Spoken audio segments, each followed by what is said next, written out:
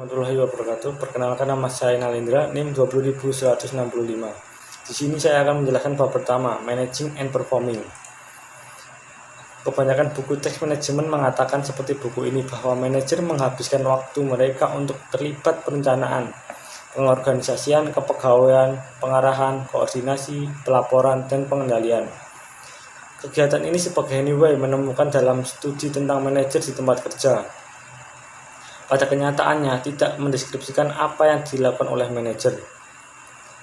Satu, paling banter, mereka tampaknya menggambarkan tujuan yang tidak jelas yang terus diupayakan oleh para manajer untuk dicapai. Namun di dunia nyata jauh dari sesederhana itu. Dunia tempat sebagian besar manajer bekerja adalah arus yang berantakan dan sibuk dari aktivitas yang sedang berlangsung.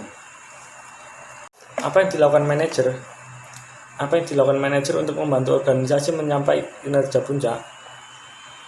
Manajer selalu bertindak. Hampir setiap studi tentang manajer yang sedang beraksi menemukan bahwa mereka sering beralih dari satu tugas ke tugas lain, mengubah fokus perhatian mereka untuk menanggapi masalah yang muncul, dan terlibat dalam volume besar tugas dengan durasi pendek.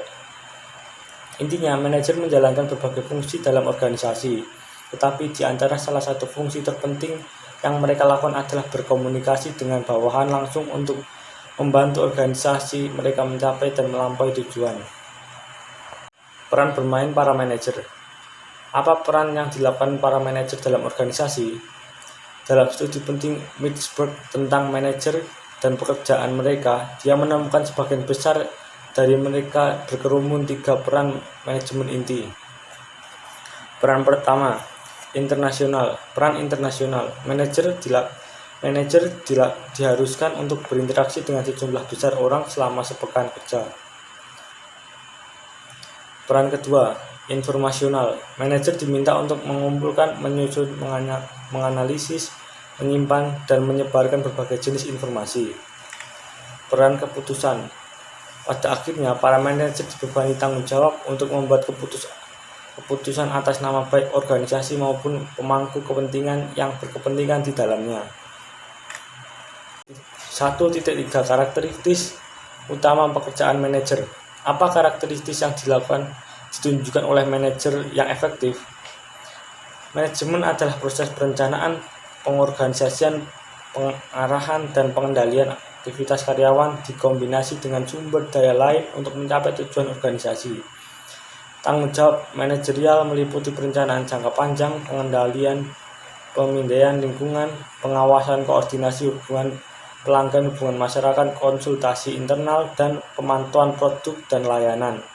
Tanggung jawab ini berada menurut tingkat dalam hierarki organisasi dan menurut departemen atau fungsi. Abad ke-21 manajer akan berbeda dengan kebanyakan manajer saat ini dalam 4 cara. Intinya, di antara menjadi ahli strategi global, ahli teknologi, ahli politikus yang baik, dan motivator pemimpin utama. Sekian dari saya, kurangnya mohon maaf. Wassalamualaikum warahmatullahi wabarakatuh.